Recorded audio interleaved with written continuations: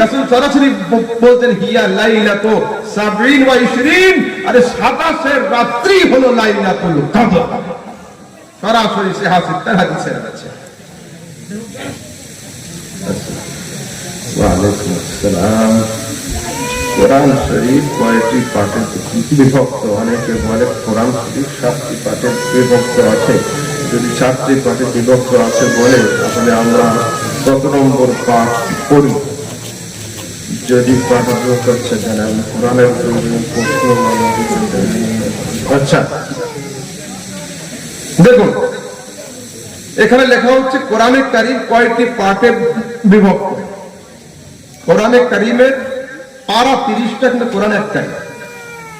ঠিক আছে, আলহামদু থেকে এই আলিফ থেকে শুরু করে ওয়ান নাসের সিন পর্যন্ত যা আছে এটার নাম হলো কোরআন। বর্তমান যুগে এটাই হলো লাস্ট এন্ড ফাইনাল। এর থেকে একটা হরফ বাড়ানো কুফরি, একটা হরফ কমানো কুফরি। বর্তমান সময়ে আমাদের সমাজে দুটো ফিতনা আমাদের সামনে। এখন একটা ফিতনার নাম হলো আহলে হাদিস ফিতনা, আর আরেকটা ফিতনার নাম হলো শিয়া ফিতনা, রাফজিয়াত। বেশিরভাগই যারা সাইয়্যেদ দাবি করে আশপাশে ঝুপড়ি করে বসে আছে, এদের ভিতরে এই শিয়া চরিত্রগুলো পাওয়া যাচ্ছে। এই প্রশ্নগুলো শিয়া সম্প্রদায় আমাদের মাথাতে দিচ্ছে। তাদের আসল আকীদা হলো এই, রাসূল সাল্লাল্লাহু আলাইহি ওয়াসাল্লামের ইন্তেকালের পরে 6 মাস জিবরিল ফেরেশতা হযরতে মা ফাতেমার কাছে এসে ওহী অবতীর্ণ করেছিলেন। তার নাম হলো মাসহাফে ফাতেমি, ফাতেমি কোরআন। এই আকীদায় যারা বিশ্বাসী থাকবে তারা কাফের, তারা মুসলমান নয়। ও যত আহলে বাইতের চাদর গায়ে থাক না কেন, ঠিক আছে, সেই জন্য খবরদার নয়। এবং তাদের আরো আকীদা হলো এই, আবু বকর, ওমর, উসমানের কোনো ভ্যালু নেই। প্রথম খলিফা হচ্ছে হযরত আলী রাদিয়াল্লাহু তাআলা আনহু। এই আকীদা যারা রাখে সারা দুনিয়ার সমস্ত আহলে সুন্নাতে ইজমা এবং ঐক্যমত পোষণ করেছেন। যারা হযরত আলীকে প্রথম খলিফা মানে না তারা আহলে সুন্নাতের নয়, তারা হলো রাফিজি এবং শিয়া। তারা হলো শিয়া। শুনুন, এর জন্য ঝগড়া করার দরকার নেই, মারপিটের দরকার নেই।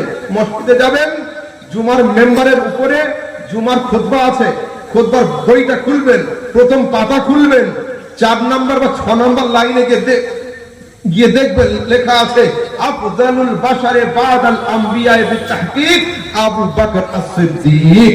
ঠিক আছে, জুমার খুতবাতে লেখা আছে হযরত আবু বকর সিদ্দিক হলেন প্রথম খলিফা। আর বুখারী উঠান, মুসলিম উঠান, তিরমিজি উঠান, আবু দাউদ উঠান, সিহাসিতার যে কিতাব খুলবেন আপনি, কোন আহলে হাদিস মৌলবীকে বসিয়ে দেন আমার সামনে, কিতাব ওর হাতে থাকবে, প্রমাণ সেটাই হবে যেটা আহমদ রাজা সামদানি বলবে।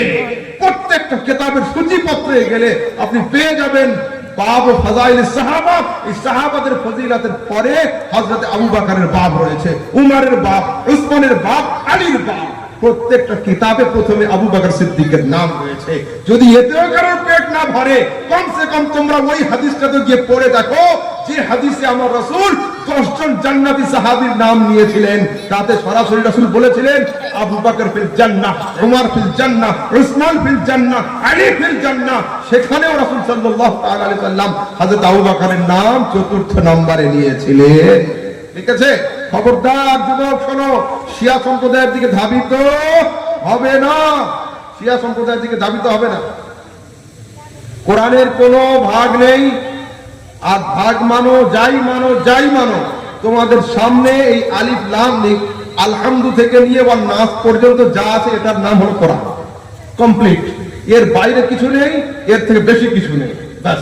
ঠিক আছে, তারপরে আসসালামু আলাইকুম। ওয়া আলাইকুম আসসালাম। প্রিয় হুজুর, আমার প্রশ্ন, কোরআন মাজিদের 104 নম্বর সূরা, কি সূরা জুমা থেকে, সূরা লেখা আছে, আচ্ছা যাই হোক, আল্লাহ একটি শব্দ ব্যবহার করেছেন হুমাজা ওয়া লুমাজা। এই শব্দ দুটির মধ্য দিয়ে আল্লাহ তাবারক ওয়া তাআলা আমাদের কি শিক্ষা দিয়েছেন দয়া করে বুঝিয়ে দিবেন। আচ্ছা, সূরা দেখছি তারপরে বলছি। তারপরে আসসালামু আলাইকুম। ওয়া আলাইকুম আসসালাম। প্রিয় হুজুর, আপনার কাছে আমাদের একটি প্রশ্ন ছিল, সেটি হলো জাহান্নাম ও জান্নাত সম্পর্কে। জান্নাতের কয়টি ভাগ ও কি কি, জাহান্নাম কয়টি ভাগ ও কি কি, এগুলো তো আপনারা সবাই তো জানেন, শুনেই তো রেখেছেন।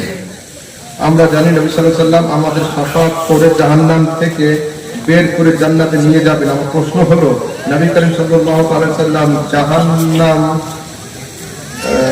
জাহান্নাম থেকে নাকি জাহান্নাম স্তর থেকে বের করবেন না আরো ছোট জাহান্নাম থেকে? আচ্ছা ঠিক আছে, শোনো, রাসূল আকরাম সাল্লাল্লাহু তাআলা আলাইহি ওয়াসাল্লাম আমাদেরকে জাহান্নাম থেকে বের করবেন তার শাফাআত, ঠিক আছে, এতে কোনো সন্দেহ নেই। সরাসরি সিহাসিতার হাদিস এতে আছে। এই হাদিসগুলোতে জাহান্নাম সম্পর্কে সরাসরি সিহাসিতার হাদিসে আছে যে কিয়ামতের দিনে যখন হিসাব কিতাব হবে এবং সূর্য এত কাছে থাকবে, রোদের তাপে ঘাম এত বের হবে যে কারোর ঘামগুলো নাভি পর্যন্ত পৌঁছে যাবে, কারোর ঘাম কানের লতি পর্যন্ত পৌঁছে যাবে। দুনিয়ার লোক হয়রান হবে যে কে আমাদের হেল্প করবে। আমরা সবাই বলবো চলো আমরা হযরত আদমের কাছে যাই। কেন? তিনি হলেন আবুল বাশার, তিনি হলেন আমাদের সবার আব্বা। আমরা হযরত আদমের কাছে যাব, গিয়ে বলবো আনতা আবুনা ইশফা লানা, হে আদম তুমি হলে আমাদের আব্বা, তুমি আমাদের শাফাআত করো। হযরত আদম বলবেন নাফসি নাফসি নাফসি, ইযহাবু ইলা গায়রি, গো another door, I can't help you today. আজকে অন্য কারোর কাছে যাও, এই দায়িত্বে আমি নেই। এইভাবে করে আমরা একের পর এক নবীর দরবারে যাব। অবশেষে আমরা দেখব পিছন থেকে রাসূল করিম শাফাআতের পাগড়ি পরিধান করে ছেলে হারা মায়ের ন্যায় খুঁজতে খুঁজতে আসছেন, আর মুখ দিয়ে বলছেন আনা লাহা আনা লাহা আনা লাহা ওয়া আনা সাহিবুকুম। ও গুনাহগারের দল, তোরা কোথায় কোথায় ঘুরে বেড়াচ্ছিলিস? আমি নবী তোদের শাফাআতের জন্য খুঁজে খুঁজে বেড়াচ্ছিলাম। ঠিক আছে, সরাসরি হাদিস। এইবার রাসূল সাল্লাল্লাহু আলাইহি ওয়াসাল্লাম শাফাআত করবেন। সিহাসিতার হাদিসে ওলি আউলিয়াদের সম্পর্কে রয়েছে, নেক বান্দাদের সম্পর্কে রয়েছে। ইয়াখরিজুনা মান আরাফু, জাহান্নামের দিকে যাও, বের করবে তোমরা তাদেরকে যাদেরকে চিনতে পারবে, যাদেরকে চিনতে পারবে। বের করে আনলো। এবার আল্লাহ পাকের দরবারে এসে আবার ফরিয়াদ হবে, আয় আল্লাহ, বেশ কিছু লোক জাহান্নামে রয়ে গিয়েছে যাদের অন্তরে 1 টাকা পরিমাণ ঈমান নেই।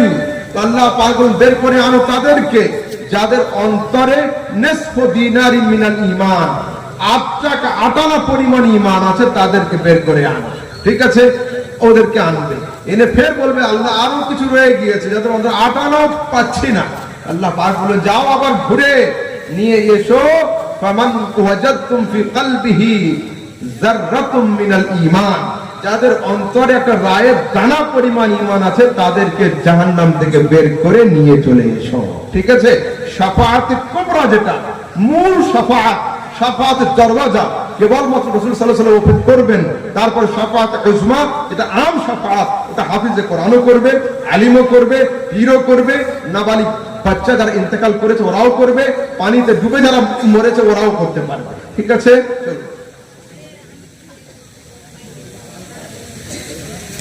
আসসালামু আলাইকুম। ওয়া আলাইকুম আসসালাম। প্রিয় হুজুর, গাঁজা হারাম, তবে সিগারেট, তামাক, জাত হারাম নয় কেন?